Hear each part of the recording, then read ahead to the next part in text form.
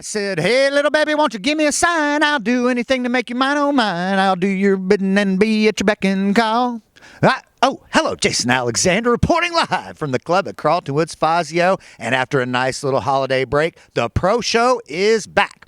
Upcoming, we're going to recap our condensed fall schedule here at the club at Carlton Woods. We have a hard-hitting interview with the new manager of the Detroit Tigers, A.J. Hinch, and Tommy Peppercorn. Carlton Woods' favorite member is out on the range right now. We'll go see what he's up to. So let's kick the tires and light the fires. Because if you're ready, I'm ready. Let's do the Pro Show.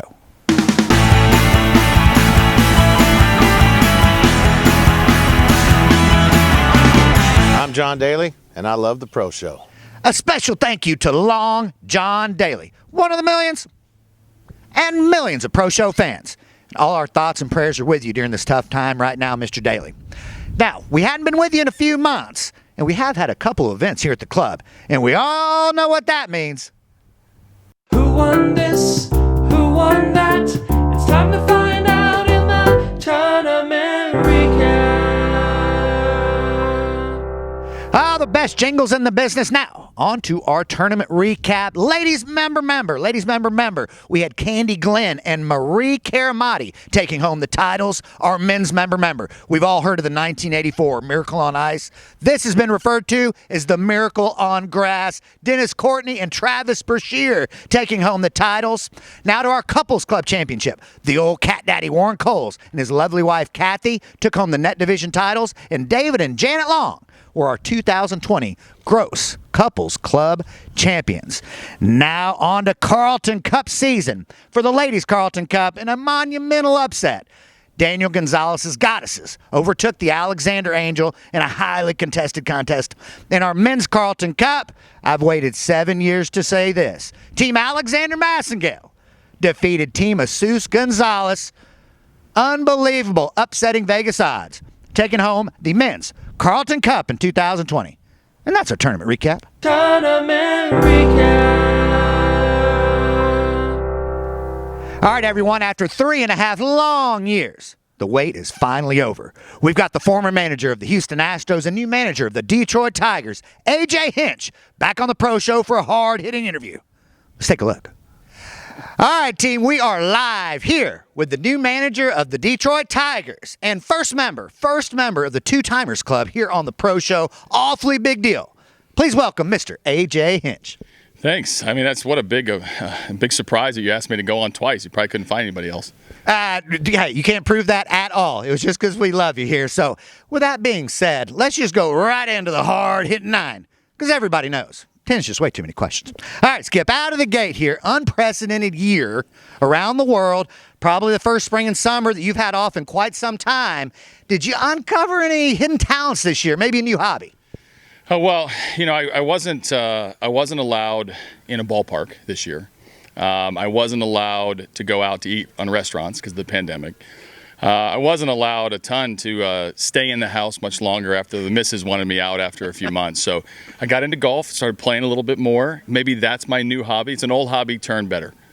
Well, that kind of leads us in. Great segue into question 2 here, because you've kind of been widely regarded over the past years as having an average to, we'll say, a quite below average golf game. But there have been rumors that have kind of surfaced here about a resurgence in your game. Can you answer to those rumors, and is there any validity to them? Well, my golf game now is strong to quite strong for me. Now, when I got to Carlton Woods, I studied the great golf swings. Brian Wing, Brian Petroskas. Of course. Travis Brashear, yes. Even Dennis Courtney. Well, actually not Dennis Courtney. I didn't study him. So there were some, Stephen Dell, what an incredible athlete. You know, and I tried to pattern myself after all of them. And then I realized I just need to be me. Right. If I spray it, I got to rescue to par. If I hit a ball down the middle about 280, 290, 300 in my mind, then maybe I chip up to a birdie putt. Like, you never know. So stay within yourself, be a good golfer. That's great advice. Sage advice, as some would say. All right, moving along here. Your old buddy, Stanford alum, Mr. Eldrick Tiger Woods, in your opinion, will he win another major, and does he have any relevant chance to catch Nicklaus? Tough question. Love Tiger's game, that he's back on, near the top at least, and being relevant back in golf. I got him not only winning a major, I got him winning at Masters at Augusta again. A couple reasons. Number one is it's the most majors that he's won in his career is at the Masters. Number two is they can't change the course. Right. They've made it as big, as long, as tough as they can. It'll stay the same as he gets older. And as you know, and I know, as you get older, your golf game suffers a little bit. But maybe the course not changing will help him. And they've used the whole property. Yeah, there's no more area to DeChambeau the golf course. It is what it is. We always like Tiger at Augusta. Okay, we did a movie question last time, baseball theme. We're going to do a golf theme movie question. Always love these with you. Now, 72nd hole of the United States Open, the U.S. Open. I want to know who you're going to pick out of these three choices and why. You got Roy McIlroy from Tin Cup, Danny Noonan from Caddyshack, and Shooter McGavin from Happy Gilmore. Who's your pick? Let's see, 72nd hole. I need a big hole, right? I'm going to go with Roy McIlroy. You're going to go with McIlroy, yeah? Yeah, the McIlroy. The reason why is when I look at great golfers, especially in Texas, I look at guys like you, Jason Alexander. So when I picture that traveling around in a Winnebago at a driving range in nowhere, Texas, waking up maybe a few too many cocktails, perhaps striking a ball and always going for it, I'm picking you, so I'm picking him. That's a wonderful answer, but I just want you to know, Shooter McGavin's actually the only one that birdied the last hole in a major championship. Noonan won some money and McIlroy made 11, but I like the pick. All right, hey, let's go hardball. Some hardball questions here. Go to the diamond. Look, I'm consistently bombarded around the world, consummate pro, always people wanting golf tips all the time. Fix my swing, need some golf tips. Now, you're very relevant, comparable to me in the baseball world. So I'd have to ask, what is your number one piece of advice for all the little leaguers out there coming up in the game? Oh, man, I would say keep your eye on the ball. I would say always know the score. I would say do it right or do it again. And I would say do it yourself. Don't always rely on the pro. That's a pretty good answer there. You've done this before. All right, mentioned earlier, new manager of the Detroit Tigers. Look, last World Series was 1984, missed the postseason 6 years in a row. Can you give us all a little insight? Who are the studs on the team? Who should we look out for, and what's the outlook for 21? Yeah, we're going to be a developing team. It was very similar to how when I took over in Houston. They were offering another 100-loss season. Obviously, the pandemic, they only played 60 last year, but finished in last place in the AL Central. But good young talent. High draft picks, some good players that are on the cusp. You're going to hear names like Casey Mize and Tarek Skubal, two pitchers. You're going to hear about Spencer Torkelson, who's a little bit like Houston's own Paul Goldschmidt, very, very similar player, may burst onto the scene this year, maybe 2022. We're going to have some energy. We're going to play a little bit of small ball. We're going to play better than we played in 2020. I can guarantee it. I think that's why I was hired, but go Tigers.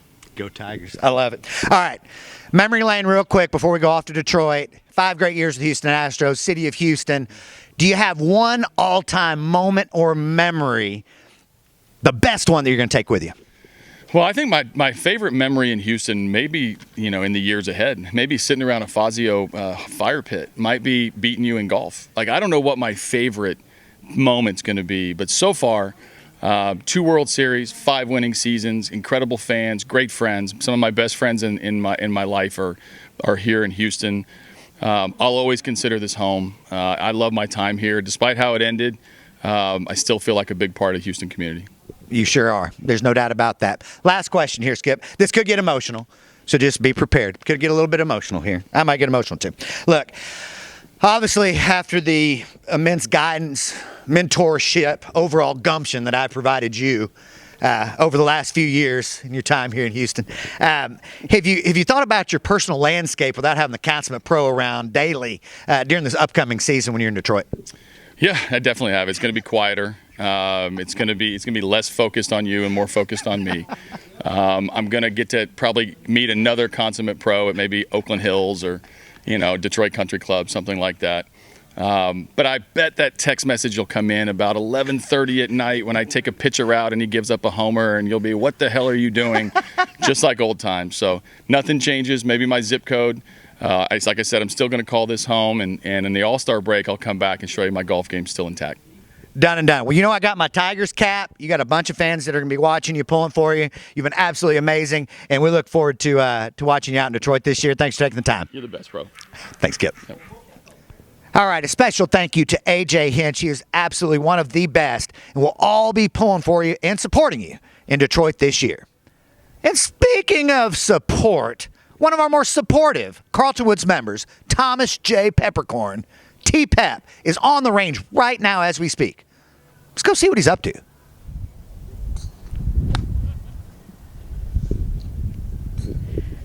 Excuse me, Mr. Peppercorn? Oh, hello. Hi. Thomas Peppercorn. What's your name? I'm Megan. I'm one of the new pros here at Carlton Woods. Well, it's nice to meet you. Nice Have you to met meet you. Jason yet? I haven't. I think that's happening today. Great. He's my best friend in the whole world. I've heard all good things about him. Well, he's wonderful. And Tommy here, international man of mystery, Carlton Woods member for a while. And welcome aboard, Megan. Thank This is you. putting on a laser show with my Yeah, I love it. I'm a big fan of yours. I just, they tasked me. They saw you come in, and, my first job was just like, hey, can you just go tell Mr. Peppercorn if we could condense these divots a little bit? I'm working on getting a little steeper. I get it. I get it. That's awesome. We all want to get super steep, right? But, we got this amazing Georgia out here, and we want to preserve it, Sure. make it look great, Yeah. especially here in the wintertime. It's not really growing season. So if we could, condense it, do, the linear pattern, one right after the other, put a ball here and in there and in there. So the divot pattern will go straight back. Exactly. You know what, Meghan Musk? I can do that. Yeah? You're Tommy approved. Oh, thanks. Oh, Meghan Musk is already on top of the rules here. Please welcome her and Marissa Brandsburg, our other professional we just added to the team, and give them a warm welcome when you see them around the club. So on behalf of the staff of the Club of Carlton Woods, to the members, guests, millions, and millions of Pro Show fans, until next time, have a big time.